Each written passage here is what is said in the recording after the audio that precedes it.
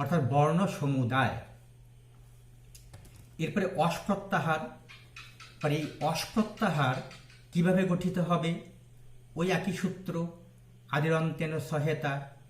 এবার অ তো অ ইউন থেকে আমরা পাচ্ছি, এবার তালব্যস্বয় হসন্ত কোথায় পাবো? তাহলে অ ই উন রিল রিক এ ওং ওয়ৌচ হয়বরট লন ইয়মং ননম ঝভই ঘঢধস জবগডদশ। এই যে জবগডদশ, এখানকার যে তালব্যস্বয় হসন্ত, এইটা হচ্ছে অস্প্রত্যাহারের অন্তিমিত সংজ্ঞক বর্ণ। এর সঙ্গে আদিবর্ণ অযুক্ত হয়ে অস্প্রত্যাহার গঠন করবে। এবার অস্প্রত্যাহারে দেখো, অস্প্রত্যাহারে অনেকগুলো বর্ণ আছে। আমরা সংক্ষেপে বোঝানোর জন্য শুধু অস বলবো। কি কি বর্ণ আছে? অয়ু থেকে সম্পূর্ণ স্বরবর্ণ, তারপরে হয়বরল, তারপরে বর্গের পঞ্চম বর্ণ, চতুর্থ বর্ণ, তৃতীয় বর্ণ। এইভাবে মনে রাখতে হবে। আর বর্ণগুলোর যে ক্রম দেওয়া আছে সেইভাবেই কিন্তু মনে রাখতে হবে।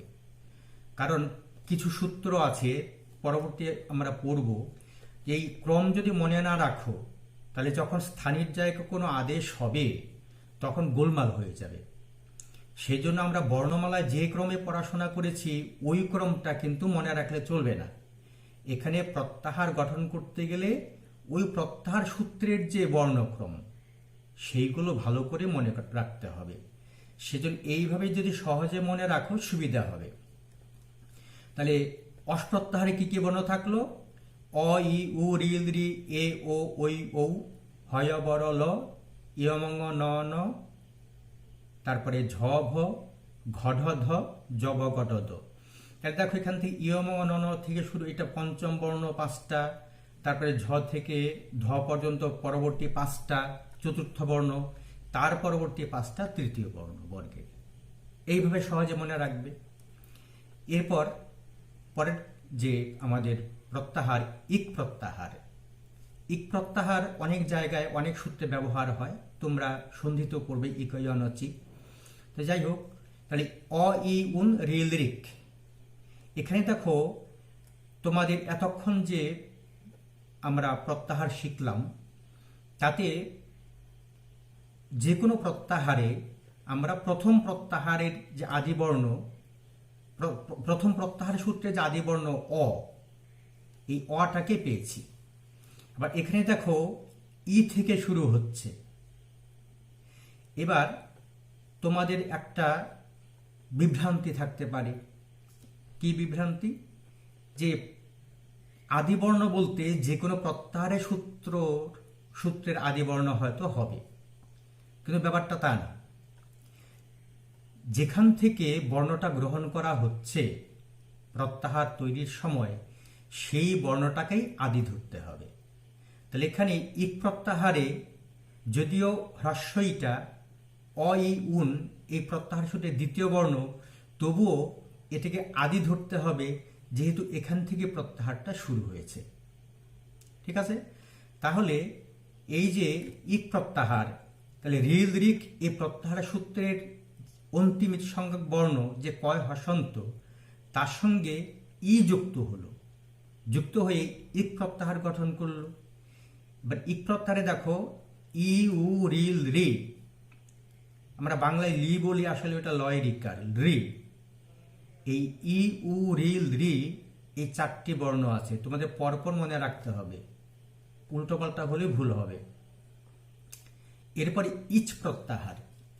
এখানেও দেখো ইচ হ্রস্বই, এখানে আদিবর্ণ, তারপরে এখান থেকে প্রত্যাহারটা শুরু হয়েছে। আর চয় হসন্ত ওই ঔচ যে প্রত্যাহার সূত্র আছে তার অন্তিম ইচ সংখ্যক বর্ণ। তাহলে অ ই উন রিল রিক এ ওং ওই ঔচ। তাহলে এখানে অন্তিম ইচ সংজ্ঞক বর্ণ চ বা চকার আমরা বলতে পারি। এর সঙ্গে আদিবর্ণ ই যুক্ত হয়ে ইক প্রত্যাহার গঠন করলো, ইচ প্রত্যাহার গঠন করলো। তাহলে ইচ প্রত্যাহার যখন গঠন করলো তখন আমাদের মনে রাখতে হবে যে এই প্রত্যাহার প্রত্যাহারে কিন্তু ঈদ বর্ণে গ্রহণ করা যাবে না। তাহলে ঈদ বর্ণে যে গ্রহণ না করি তা আমাদের কি কি বর্ণ থাকলো ঈদ প্রত্যাহারে? ই, উ, রি, লি, এ, ও, ওই, ঔ, অর্থাৎ অকার বাদ দিয়ে অন্য স্বরবর্ণগুলো ঈদ প্রত্যাহারে আছে।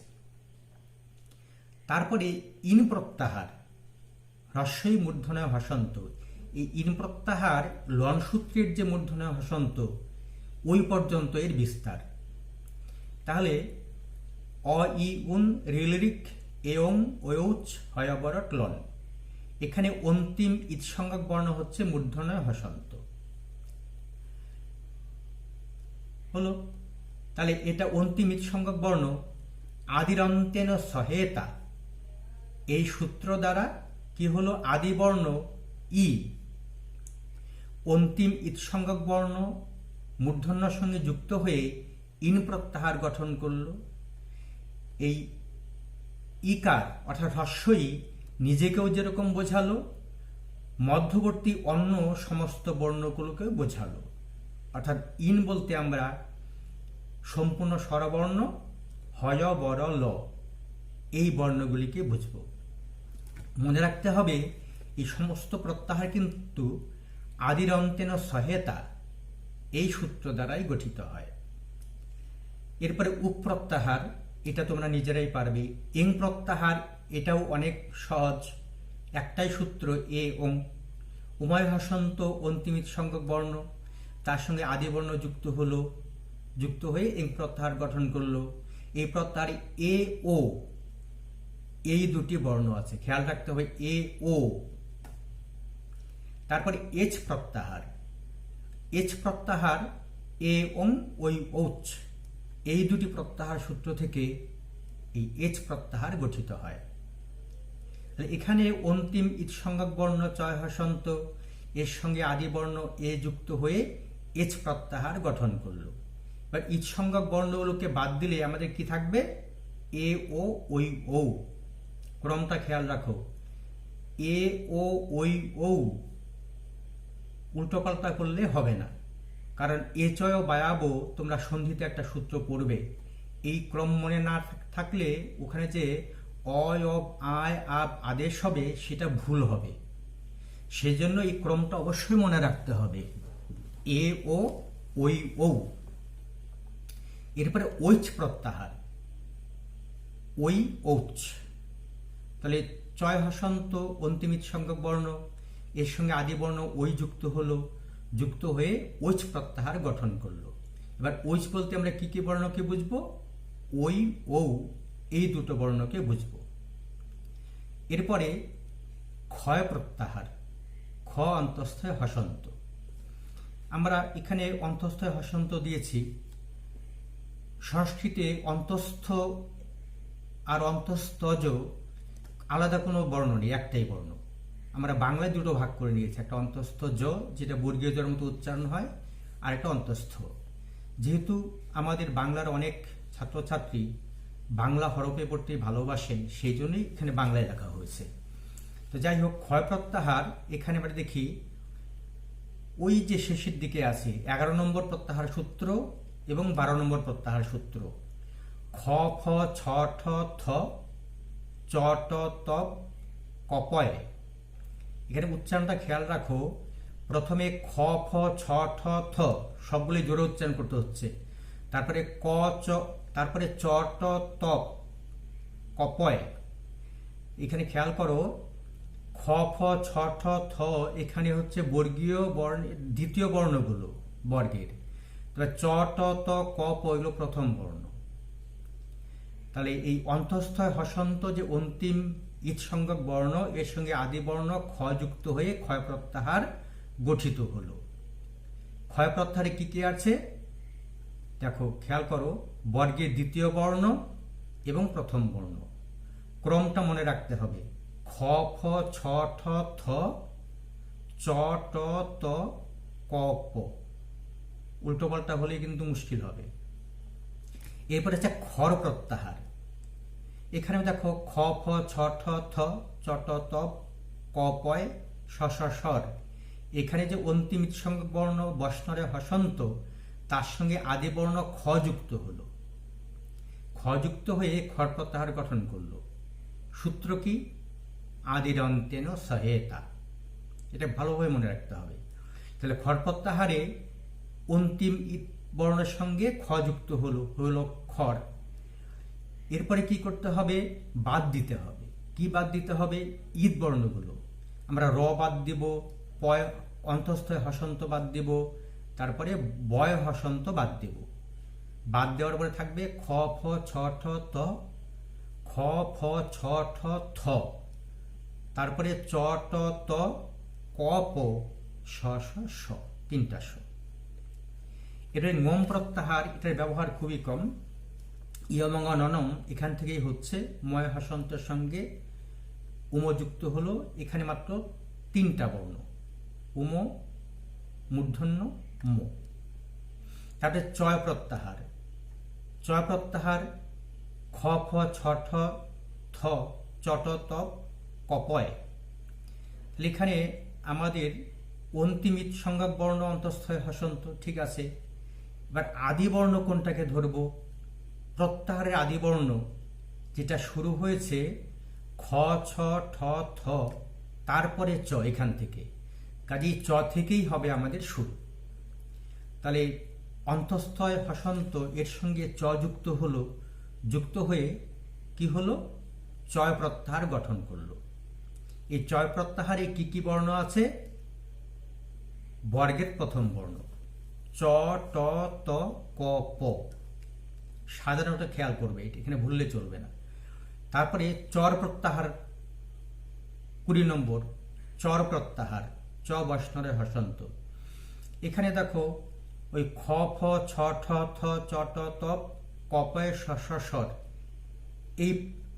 এই তিনটে প্রত্যাহার সূত্র এখানে আসছে। এখানে অন্তিম বর্ণ হচ্ছে শ স স্বর, এর বৈষ্ণবের হসন্ত, তার সঙ্গে যুক্ত হলো আদি বর্ণ চ, অর্থাৎ প্রত্যাহারের চ আছে এই চর প্রত্যাহারের মাঝখানে। কিন্তু প্রত্যাহারের মাঝখানে থাকলেও আমাদের মনে রাখতে হবে প্রত্যাহার যে বর্ণ দিয়ে শুরু সেটাকেই আদি বর্ণ ধরতে হবে। তাহলে এখানে চর প্রত্যাহার গঠিত হলো, কি কি বর্ণ রইল? চ ট ত ক প, তারপরে তালব্যস্য, মূর্ধন্যস্য, দন্তস্য। এরপরে ছ প্রত্যাহার। এখানে দেখো খ ছ ঠ থ থ চ ট ত, তাহলে খ ফ ছ ঠ থ চ ট ত। তাহলে এখানে বয় হসন্তের সঙ্গে ছ যুক্ত হলো, হয়ে ছ প্রত্যাহার গঠন করলো। এখানে থাকলো কি কি? ছ ঠ থ চ ট ত, এই কয়েকটা বর্ণ। এবার যশ প্রত্যাহার, এর ব্যবহার কিন্তু প্রচুর, অনেক জায়গায় আছে। যশ প্রত্যাহার আমাদের প্রত্যাহার সূত্র 10 নম্বর, জবগড 10, জবগড 10। এখানে অন্তিম সংজ্ঞক বর্ণ তালব্যস্য হসন্ত, তার সঙ্গে বর্গীয় জ যুক্ত হলো, যুক্ত হয়ে যশ প্রত্যাহার গঠন করলো। এবার এই যশ বলতে কি কি বোঝায়? বর্গের তৃতীয় বর্ণগুলো জব গড দ, এই ক্রমেই কিন্তু মনে রাখতে হবে তোমাদের। তারপরে ঝয় প্রত্যাহার। ঝয় প্রত্যাহারে কি কি আছে দেখো, ঝভয় থেকে শুরু করে কপয় পর্যন্ত, অর্থাৎ 8 নম্বর প্রত্যাহার সূত্র থেকে শুরু করে 12 নম্বর প্রত্যাহার সূত্র পর্যন্ত এই ঝয় প্রত্যাহারের বিস্তার। তাহলে কপয় এই যে প্রত্যাহার সূত্র, অর্থাৎ 12 নম্বর প্রত্যাহার সূত্র, তার অন্তিম ঈদ বর্ণ হচ্ছে অন্তঃস্থ হসন্ত। এর সঙ্গে ঝ যুক্ত হলো আদিরন্তেন সহায়তা সূত্র দ্বারা, যুক্ত হয়ে ঝয় প্রত্যাহার গঠন করল। এবার ঈদ বর্ণগুলোকে বাদ দিলে কি কি থাকবে? বর্গের চতুর্থ বর্ণ, তৃতীয় বর্ণ, দ্বিতীয় বর্ণ, প্রথম বর্ণ। তাহলে ক্রমটা একটু অন্যরকম, কিন্তু সংক্ষেপে এইভাবে তোমরা মনে রাখতে পারো। আর প্রত্যাহার সূত্র মুখস্থ অবশ্যই রাখতে হবে, তা না হলে বর্ণগুলো আগে পরে হয়ে যাবে। তো যাই হোক, সংক্ষেপে তোমরা এইভাবে মনে রাখো। তাহলে ঝয় প্রত্যাহারে বর্গের চতুর্থ, তৃতীয়, দ্বিতীয় এবং প্রথম বর্ণগুলি আছে। এরপরে আছে ঝড় প্রত্যাহার। ঝড় প্রত্যাহার ওই একই রকম ভাবে ঝময় থেকে শুরু করে শশা স্বর পর্যন্ত ওই বষ্ণরে হসন্ত এটা হচ্ছে অন্তিম ইৎ সংজ্ঞক বর্ণ, অর্থাৎ 13 নম্বর প্রত্যাহার সূত্র। তার সঙ্গে যুক্ত হবে 8 নম্বর প্রত্যাহার সূত্রের ঝ। এইভাবে আদিরন্তেন সহায়তা সূত্র দ্বারা ঝড় প্রত্যাহার গঠিত হবে। তার এবার ঈদ বর্ণগুলোকে যে বাদ দাও, তাহলে কি কি বর্ণ থাকবে? দেখো, বর্গের চতুর্থ বর্ণ, তৃতীয় বর্ণ, দ্বিতীয় বর্ণ, প্রথম বর্ণ আর 3টা স। এইভাবে সহজে মনে রাখবে। হলো। এরপরে ঝল প্রত্যাহার। এখানেও ঝভয় থেকে শুরু করে একদম শেষ যে প্রত্যাহার সূত্রটা হল, তাহলে 8 নম্বর প্রত্যাহার সূত্র থেকে 14 নম্বর প্রত্যাহার সূত্র পর্যন্ত এর বিস্তার। এবার এখানে দেখো, অন্তিম ঈদবর্ণ হচ্ছে হলের লয় হসন্ত, এর সঙ্গে আদিবর্ণ যুক্ত হলো ঝ, যুক্ত হয়ে ঝল প্রত্যাহার গঠন করল। কোন সূত্র? আদিরন্তেন সহায়তা। এবার এই ঝল প্রত্যাহারে কি কি বর্ণ থাকবে? আগেই বলেছি। তাহলে বর্গের চতুর্থ বর্ণ, তৃতীয় বর্ণ, দ্বিতীয় বর্ণ, প্রথম বর্ণ, তারপরে তালব্যস্য, মূর্ধন্যস্য, দন্তস্য, হ। তোমরা খেয়াল রাখবে, ব্যঞ্জন বর্ণগুলোর কিন্তু সবগুলোর তলায় তোমরা যখন বর্ণগুলো বলবে তখন হসন্ত লিখতে হবে। কেবলমাত্র প্রত্যাহার সূত্র লেখার সময় ওই হসন্তগুলো লেখা যাবে না। কেন লেখা যাবে না? যদি তোমরা লেখো, উচ্চারণ করা যাবে না। কারণ এই যে প্রত্যাহার সূত্রে যে প্রত্যেকটা ব্যঞ্জনের সঙ্গে যে অকার যুক্ত করে দেওয়া আছে, এগুলো কেন জানো?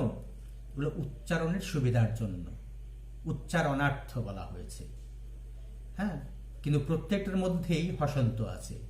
তোমরা যখন বর্ণগুলোকে আলাদা করবে যে কি কি বর্ণ আছে, তখন ব্যঞ্জন বর্ণের তলায় হসন্ত দিতে হবে। ঠিক আছে। এরপরে ঝস প্রত্যাহার। ঝস প্রত্যাহারে আমরা দেখলাম যে এখানে আগের নিয়মেই আদিরন্তেন সহায়তা সূত্র দ্বারা ওই জবগড-দশ যে প্রত্যাহার সূত্র আছে, জবগড-দশ, তার মানে 10 নম্বর যে প্রত্যাহার সূত্র, তার অন্তিম বর্ণ হচ্ছে, অন্তিম বর্ণ হচ্ছে তালব্যস্য হসন্ত। এর সঙ্গে আদিবর্ণ ঝ যুক্ত হলো, যুক্ত হয়ে ঝস প্রত্যাহার গঠন করলো। এরও ব্যবহার কিন্তু অনেক আছে। এবার ঝস প্রত্যাহারে কি কি বর্ণ থাকবে? ঝ, ভ, ঘ, ঢ, ধ, এইগুলো চতুর্থ বর্ণ। তারপরে জ, ব, গ, ড, দ, এগুলো তৃতীয় বর্ণ। তাহলে সংক্ষেপে কিভাবে মনে রাখবে? যে ঝস প্রত্যাহারে বর্গের চতুর্থ এবং তৃতীয় বর্ণগুলি আছে। ঠিক আছে। আচ্ছা, এরপরে তোমরা কিছু এই নিয়মেই পারবে, এই নিয়মে সমস্ত প্রত্যাহারগুলো তোমরা গঠন করে নেবে। আচ্ছা, এরপরে ধরো কতগুলো যেরকম যেগুলো ব্যবহার বেশি, যেরকম ইয়ন প্রত্যাহার, অন্তস্তজ মূর্ধন্য হসন্ত। এই ইয়ন প্রত্যাহার কিভাবে গঠিত হয়? হয়বরট লন। এই লন, এটা হচ্ছে 6 নম্বর প্রত্যাহার সূত্র। এর যে অন্তিম ঈদ সংজ্ঞক বর্ণ, সেটা হচ্ছে মূর্ধন্য হসন্ত। এর সঙ্গে আদি বর্ণ কোনটা যুক্ত হবে? হ না, কিন্তু অন্তস্তজ, কারণ ওই অন্তস্তজ থেকেই শুরু হয়েছে। তাহলে ইয়ন যখন হবে, তখন কি হবে? ঈদ বর্ণগুলোকে বাদ দিতে হবে। মূর্ধন্য হসন্ত বাদ গেল, টয় হসন্ত বাদ গেল। কেন বাদ গেল? ওই যে কথা আছে, প্রত্যাহারেষু ইতাং ন গ্রহণম, প্রত্যাহারে ঈদ বর্ণগুলি গ্রহণ করা যাবে না। এখানে মূর্ধন্য হসন্ত, টয় হসন্ত যদি বাদ দেই, থাকবে হয় বর, হ বাদ দিয়ে য়বর অল, 4টি বর্ণ। এইটা কাজে লাগবে তোমাদের যখন ইকোজনচি সূত্র পড়বে, তখন 3টি প্রত্যাহার, ইক, তারপরে ইয়ন, অচ। সেজন্য মূল ব্যাকরণে প্রবেশ করার আগে এই প্রত্যাহার সূত্রগুলো বা প্রত্যাহার খুব ভালোভাবে কিন্তু মনে গেঁথে নিতে হবে। তা যাই হোক, এরপরে আরেকটা আসি, ইয়ম প্রত্যাহার। এটা তোমরা পারবে। ইয়ম প্রত্যাহার ইয়মঙ্গনম, 7ম প্রত্যাহার সূত্র। এখানে অন্তিম ঈদ বর্ণ হচ্ছে ময় হসন্ত। এর সঙ্গে আদিবর্ণ অন্তঃস্থজ যুক্ত হলো। কোন সূত্র? আদিরন্তেন সহেতা। আদিরন্তেন সহেতা সূত্র দ্বারা অন্তিম ইৎসংখ্যক বর্ণ ময় হসন্তের সঙ্গে আদিবর্ণ অন্তঃস্থজ যুক্ত হয়ে ইয়ম প্রত্যাহার গঠন করল। এই ইয়ম প্রত্যাহারে ইয়ব রল ইয়মঙ্গ নন এই বর্ণগুলি আছে। তারপরে আছে ইয় প্রত্যাহার, অন্তঃস্থজ অন্তঃস্থয় হসন্ত ইয়, আমরা বাংলায় বলি জয় বলি, আসলে জয় বলে মূর্ধন্যটা বর্গীয় জয়টা চলে আসে, সেজন্য আমরা যখন সংস্কৃত উচ্চারণ করব তখন সংস্কৃতের মতোই উচ্চারণ করব, ইয় প্রত্যাহার ইয়। তাহলে এখানে অন্তিম ইৎসংখ্যক বর্ণ আমরা কি দেখব? ওই যে কপয় 12 নম্বর যে প্রত্যাহার সূত্র, তার অন্তিম ইৎসংখ্যক বর্ণ হচ্ছে অন্তঃস্থয় হসন্ত, তার সঙ্গে হয়বরটের অন্তঃস্থজ যুক্ত হবে, যুক্ত হয়ে ইয় প্রত্যাহার গঠন করবে। এই ইয় বলতে আমরা কি কি বর্ণকে বুঝব?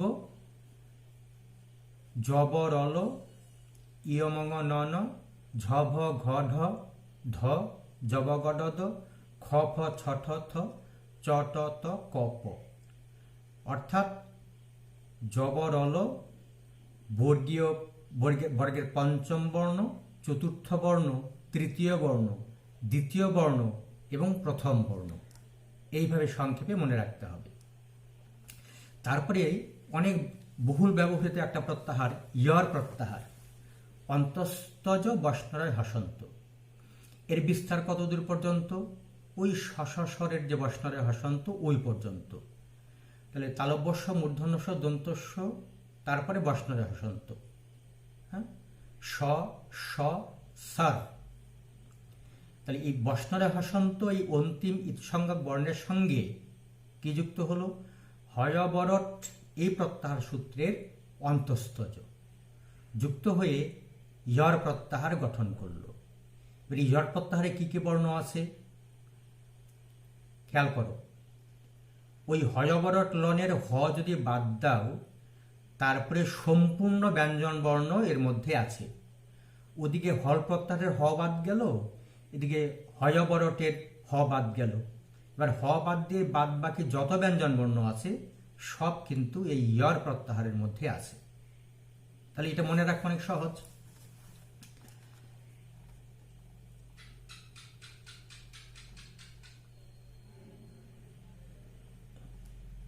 আচ্ছা, এরপরে আরো কিছু প্রত্যাহার আছে, সেগুলো তোমরা বুঝতে পারো, নিজেরাও পারবে।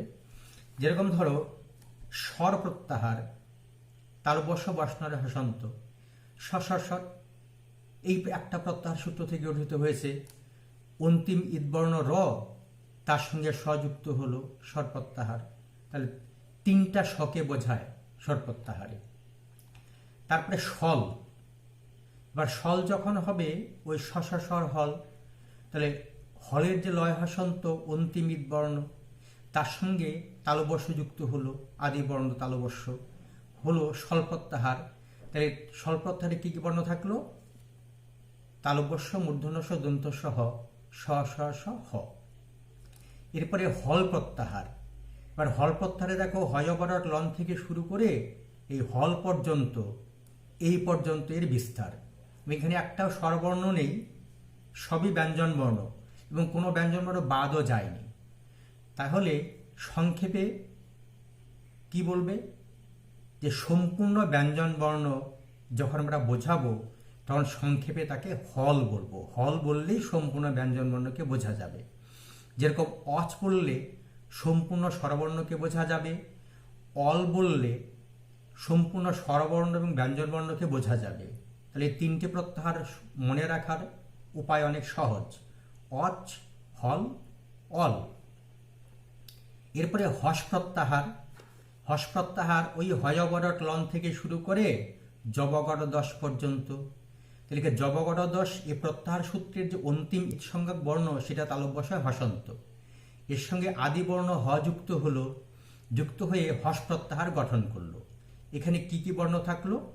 ঈদ বর্ণগুলোকে বাদ দিলে হয়বরল বর্গের পঞ্চম বর্ণ, চতুর্থ বর্ণ এবং তৃতীয় বর্ণ, এই হস প্রত্যাহারের ব্যবহারও কিন্তু তোমরা পাবে।